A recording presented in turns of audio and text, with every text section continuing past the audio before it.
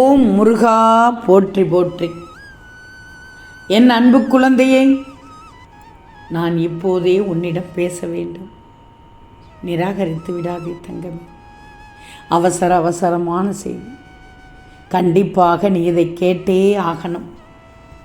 ஆம் செல்லமே, என் பிள்ளையான உன்னிடம் பேச இப்போது ஆவலாக இருக்கிறேன். தங்கமே, உன்னை நடுவே கைவிடுவதற்காகவா இதுவரை உன்னை கூட்டி வந்து கொண்டே இருந்தேன்?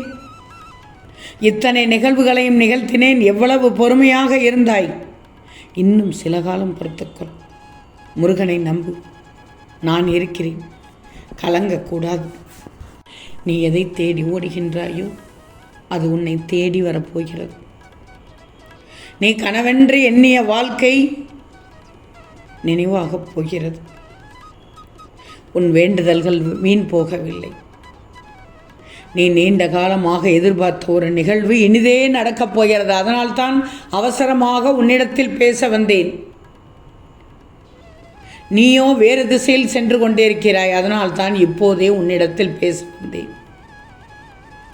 நீ நீண்ட காலமாக எதிர்பார்த்த ஒரு நிகழ்வு இனிதாக நடக்கப் போகிறது. கவலையே படாதே. மனதை வேறு திசையில் திருப்பாதே. ஏதோ ஒரு நிகழ்வு நடந்துவிட்டது, ஆனால் உன் மனதை வேறு மாதிரி அல்லவா வைத்து கொண்டாய்.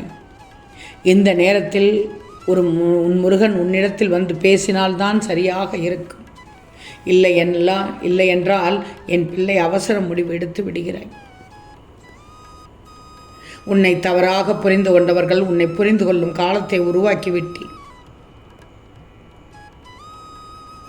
அதனால் தான் மிகப்பெரிய மங்களகரமான நல்ல செய்தி உன்னை வந்து நெருங்கி கொண்டிருக்கிறது. நீ வேண்டியதை நான் உனக்கு வாரி வழங்கும் நல்ல நேரம் வந்துவிட்டது. இது தெரியாமல் மனதை வாட விட்டு அலைய விட்டு என்னென்னமோ நினைத்து கொண்டிருக்கிறாய். நினைக்கக்கூடாததெல்லாம் நினைத்து கொண்டிருக்கிறாய்.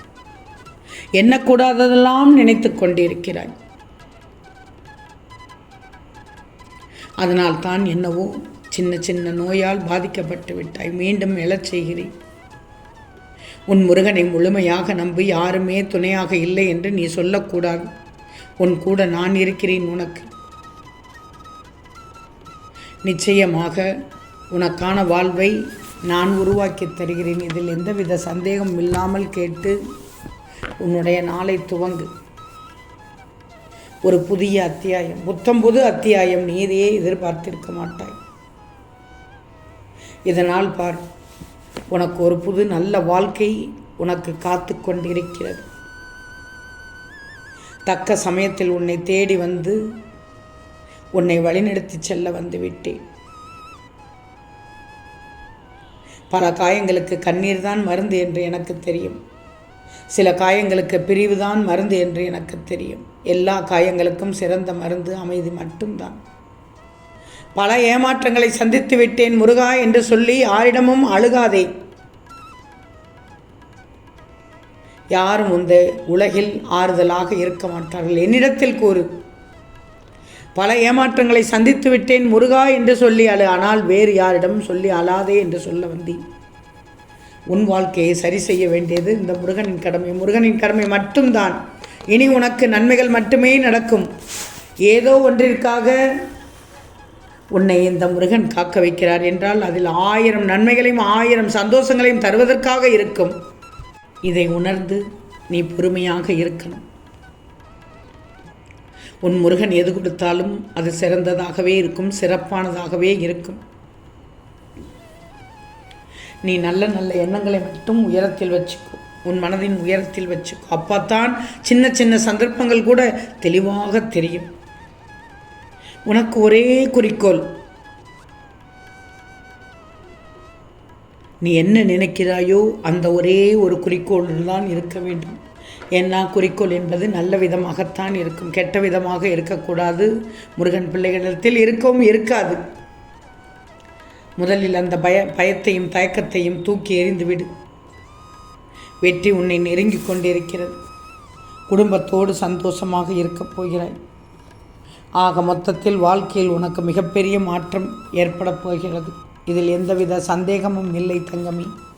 கவலையே படாதே. நீ ஒவ்வொருவரிடமும் உண்மையான அன்போடு தான் இருக்கணும். அப்பத்தானே உனக்கானவர்கள் உன்னை தேடி வருவார்கள். வாழ்க்கையில் பக்குவப்பட்ட மனமும் மரத்துப்போன மனமும் எந்த உணர்வுகளுக்கும் உணர்ச்சிகளுக்கும் இடம் கொடுக்காது. நிகழ்காலத்தில் இப்போ இருக்கிற காலத்தில் ஆசையே இல்லாதவர்கள் மட்டுமே மிக அதிக சந்தோஷத்தோடு வாழ்ந்து கொண்டிருக்கிறார்கள். உன் முருகன் உனக்கான பாதுகாப்பில் உன்னோடு துணையாக இருந்து கொண்டிருக்கிறேன். உன் நினைவில் நான் இருக்கிறேனா இல்லையா? இந்த முருகனை மனதார ஒரு நொடி நினைத்துவிட்டு மற்ற வேலையை பார். அனைத்தையும் நல்ல விதமாக செய்து தருகிறேன், முழுமையாக, முற்றிலுமாக, நிறைவாக. பக்தியோடு இந்த முருகனை பார்த்து கொண்டிருக்கிறாய், பாசத்தோடு இந்த முருகனை பார்த்து கொண்டிருக்கிறாய். எல்லாம் ஒரு நம்பகமான விதத்தில் முருகன் இருக்கிறார் என்ற நம்பிக்கையோடு இறங்கி வேலை பார்க்கிறாய். பின்னென்ன, உனக்கு செய்யாமல் வேறு யாருக்கு செய்வேன்? நான் விரும்பாமல் என்னிடம் நீ வர முடியுமா? நீ என் மீது நம்பிக்கை வைத்துள்ளாய், கொஞ்ச நஞ்சம் அல்ல, அதீத நம்பிக்கை வைத்துள்ளாய். உனக்கு உதவி பண்ணாமல் இருப்பேனா? நீ மகிழ்ச்சியாக இருக்கப் போவதை பார்த்து நான் மகிழ்ச்சி அடையப் போகிறேனே. உனக்கு ஏற்பட்ட விஷயங்கள், அவமானங்கள் எல்லாம் எனக்கு தெரியும். நான் பார்த்து கொண்டு தான் இருக்கிறேன். உன் கூடவே இருந்து கூடவே நன்றாக பழகிவிட்டு உன்னை ஏமாற்றுகிறார்கள் என்று எனக்கு தெரியும். ஆனால் நீ ஏமாளியாக இருந்து விடுகிறாயே. இதனால் தான் என்னவோ சில நேரங்களில் உயிரை விடவும் நினைக்கிறாய். அந்த தவறான எண்ணத்தை உன் மனதில் இருந்து தூக்கி விழுந்து விடு. நான் இருக்கிறேன். தப்பான எண்ணம் உன் மனதில் தோன்றும் போதெல்லாம் என் முருகன் என் கூட இருக்கிறார் என்று நம்பி என்னை நினைச்சுப்பார். மனதின் முன் நிச்சயம் உனக்கு நான் காட்சி தருவேன். அப்போது உன்னை சாந்தப்படுத்தி உனக்கு ஆறுதல் கூறி அறிவுரை சொல்லி உன்னை எண்ணோக்கி இழுத்து உனக்கான வேலையை என்னால் எவ்வளவு செய்ய முடியுமோ அவ்வளவு செய்து கொடுத்து உன்னை நிறைவேறச் செய்வேன். அது பணப்பிரச்சனை என்றாலும் சரி, மனப்பிரச்சனை என்றாலும் சரி, நோய்வாய் பிரச்சனை என்றாலும் சரி, எந்த பிரச்சனை என்றாலும் நான் உனக்கு சுமூகமாக முடித்து தருகிறேன். முருகனை நம்பும் பிள்ளைகளுக்கு நிச்சயம் நல்லது மட்டும்தான் நடக்கும். பயப்பட வேண்டாம், நான் இருக்கிறேன். அனைத்திலும் நீ ஜெயிக்கணும். தளராமல் இருந்தால்தான் நீ நினைக்கும் இலக்கிற்கு செல்ல முடியும். மனதை தளர விடாதே. தக்க சமயத்தில் என் பிள்ளைகளுக்கு என்ன செய்ய வேண்டுமோ அதையெல்லாம் நிறைவேற்றி தருவேன் இந்த முருகன் என்று நம்பிக்கையோடு இரு. மனதில் வேறு எண்ணத்தை உள்ளே கொண்டு வராதே. அதனால்தான் அவசரமாக உன்னிடத்தில் பேச வந்தேன். ஓம் முருகா போற்றி போற்றி.